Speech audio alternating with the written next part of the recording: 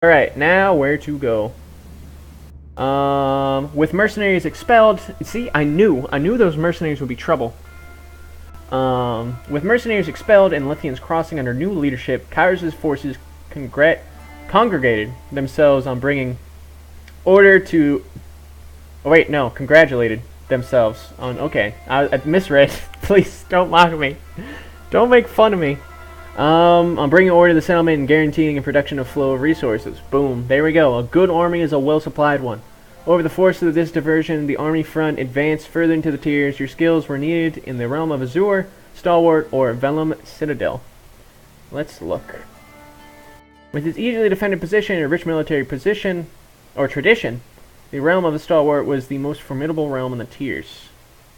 Kyrus' conquering gaze fell upon Vellum Citadel, its treasures, its knowledge, its secrets, or Kyrus dispatched the Archon of Stone to subjugate the nation of Azure. Let's go for Stalwart. Stop it! Stop it! Alright, we're going to Stalwart.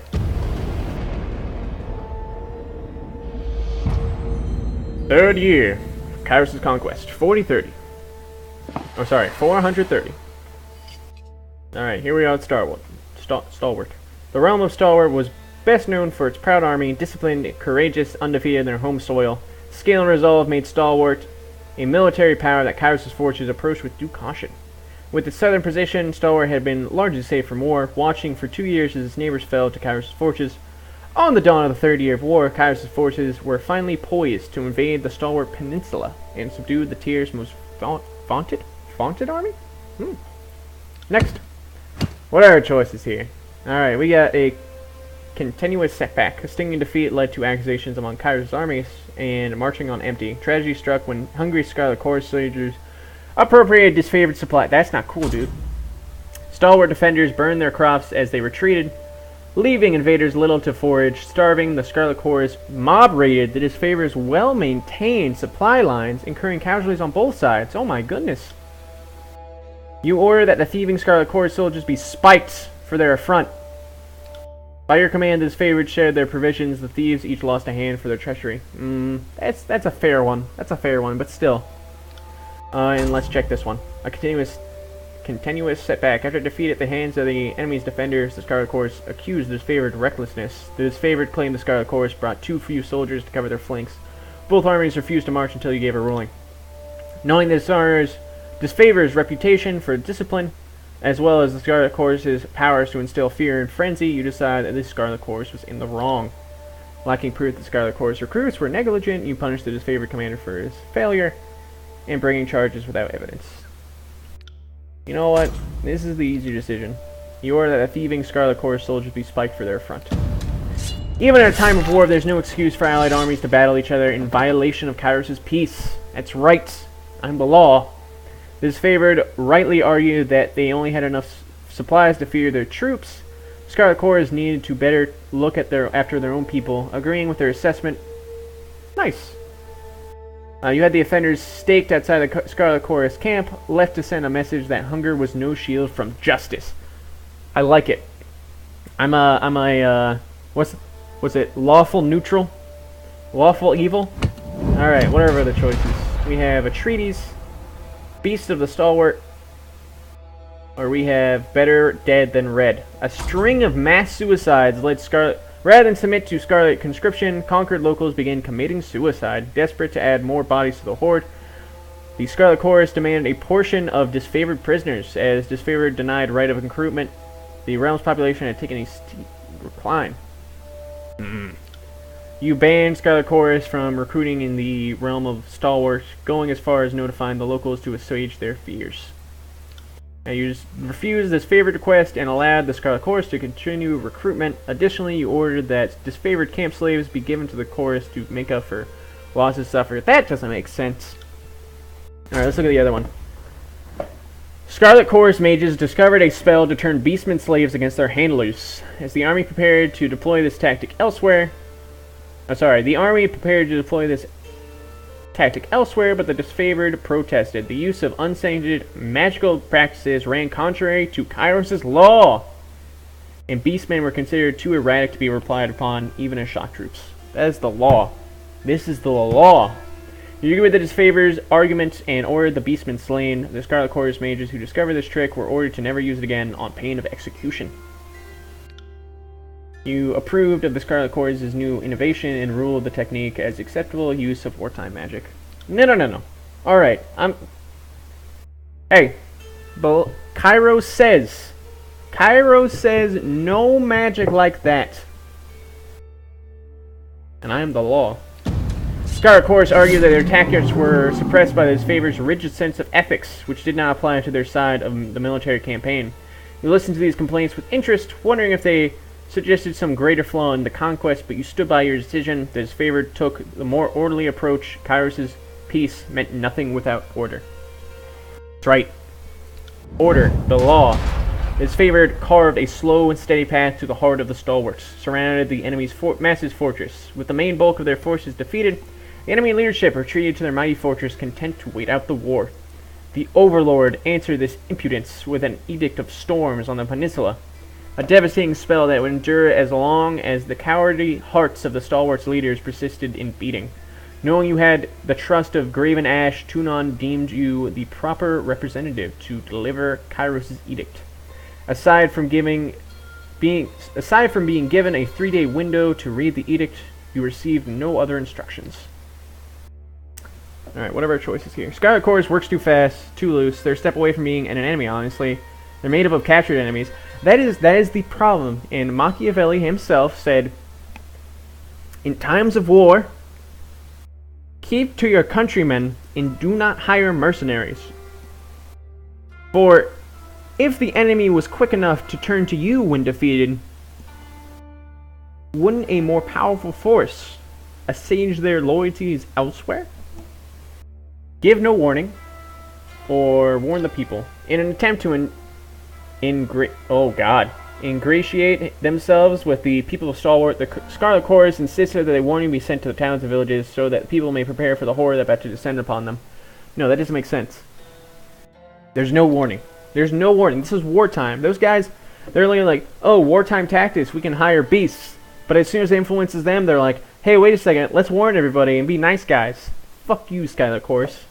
Agreeing with the wishes of the disfavored, you proclaimed the edict at once, leaving the enemy no time to react. The stalwart had ample opportunity to surrender for several years.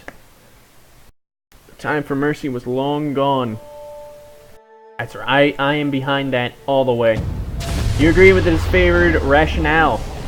The leaders of Stalwart had refused honorable battle, and too many disfavored lives were lost in the campaign. Since the last regent refused to leave the keep, you would let him watch as his people suffered.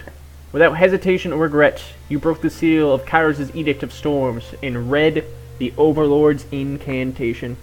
We're sneaky asshole fucks that obey Kairos' law. The disfavored are obviously a better army, loyal, disciplined, and merciless. We are. We said, hey Tunon, here's the facts, here's logic. Tunon's like, a good point. Jail, you asshole. Fuck. Now we're turning the law to our side. I like that effect a lot. Oh wow, that's really cool. Clear skies darkened as you read the final words of the edict. A flurry of wind and rain whipped through the rolling plains and craggy canyons, turning rocks, uprooting trees, and hapless soldiers into hazardous shrapnel.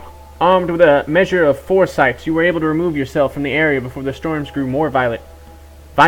Over time, nearby communities told of cyclones consisting of thousands of soldiers' worth of limbs, spears, armor, and skulls. What's more, the weather showed no sign of dissipating. Oh my god, that is oh! Woo! Ooh! Oh, can you imagine cyclones made of armor, limbs, swords, and skulls? Oh my goodness. Several units of disfavored who fought the enemy in spite of the advancing storm were caught up in the Overlord's magic. The few survivors regrouped and nursed their wounds. Their failure to topple the Stalwart Legion shamed them to believing the dead more fortunate. The name Stalwart fell from use. People took to calling it Blade Grave. That's really cool. For the remade landscape festooned with iron and bronze armaments of two once great legions. As Kairos' forces departed, you spared a glance back at the ruins of Stalwart, marveling at your work. You didn't have long to rest before Tunon called you into service once more. What else do we got? Or is that it? I'm pretty satisfied with that. You've reached the end of Kairos' conquest. Do you want to continue or erase your progress, start over? No, I'm good. That's pretty good. That was... yeah! Enable scouting mode to gain a bonus to detect hidden containers or traps. Ooh. Blade Grave. That's an awesome name for a place. Holy shit. So we've been playing for an hour so far. How's everyone joining the game? That's wild. That's a really good way of like getting the player to like care and be a part of the campaign and be like, oh, my actions. The year is 431, and Kairos' invasion has shattered all major opposition in the tiers. Fuck yeah. The Younger Realms, the Bastard Tier, Pretty metal. the Free Fuck Cities. yeah. All who defied Kairos lay broken by battle or bowed in surrender. The two armies of the Overlord, the Disfavored and the Scarlet Hasn't Chorus, been much game yet, you're right. now control our lands. We were setting up. But our will is not yet extinguished. Oh no. Not entirely. In the valley of Vendrian's Well, those of us unwilling to bow to Kairos have banded together in defiance. Violating an oath of surrender from 2 years prior, we have staged a bloody uprising, murdering the Disfavored and Scarlet Chorus garrison in a midnight assault. You don't break oaths, my friends. With their main forces spread across the tiers, the Disfavored and Scarlet Chorus redeploy to Vendrian's Well to crush the resistance. But months pass with no definitive battle. As disagreement and discord paralyze the Archons, we bide our time and wait for our message of insurrection to spread across the That's tiers. pretty clever. They're like, alright, here's what we're gonna do. We're going to break an oath, we're gonna cause all sorts of infighting, and we're gonna hold off so that rebellion spreads elsewhere. And since the enemy forces are too spread out, once word gets out, they're gonna start uprising. But we'll see how it goes. Let's see how Kairos deals The with this. Overlord is not amused. And Kairos has one message for the Archons. Crush the Oathbreakers, or die. Kairos backs this threat with an edict. A magical commandment that can slay all in the valley should the order be ignored. The honor of proclaiming this edict fell to you. Oh.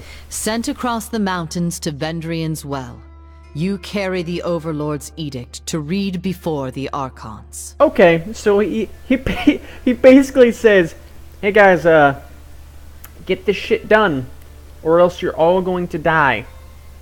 And I'll make sure of it. And I'm the one delivering the message. As you finally make your way through the winding mountain passes into the valley, the ground trembles, and Kairos' magic seals the way behind you. Pulled a Stalin. You are trapped in Vendrian's Well, with Kairos' armies and the Oathbreakers.